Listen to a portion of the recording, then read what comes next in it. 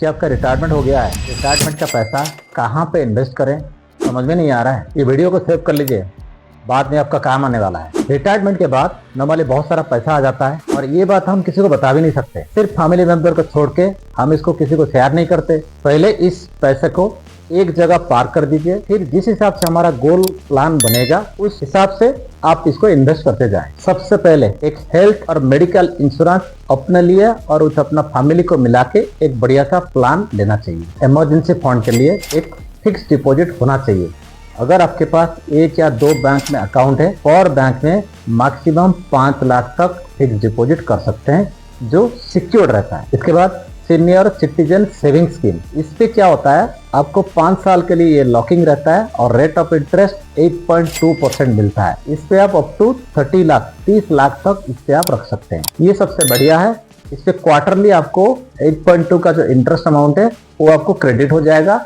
इसको आप एक आरडी में कन्वर्ट कर दीजिए ताकि दोनों तरफ आपको इंटरेस्ट मिलेगा। इसके बाद मंथली इनकम स्कीम, ये पोस्ट ऑफिस में बहुत बढ़िया स्कीम चलता है जो मैक्सिमम पर इंडिविजुअल 9 लाख तक आप इसमें रख सकते हैं। अगर जॉइंट अकाउंट करेंगे तो इस पे 15 लाख तक डिपॉजिट किया जा सकता है। इसके बाद आरबीआई फ्लेक्सी सेविंग बॉन्ड, जो आपको रेट ऑफ इंटरेस्ट एज के हिसाब से मिलता है। 60 to 80 जो एज है वो नियर अबाउट 7.9 मिलता है और 80 से एबव होगा तो 8.05 भी इंटरेस्ट मिल रहा है। इसके बाद post office national saving certificate, जिसपे नियर अबाउट इंटरेस्ट 7.7 चल रहा है।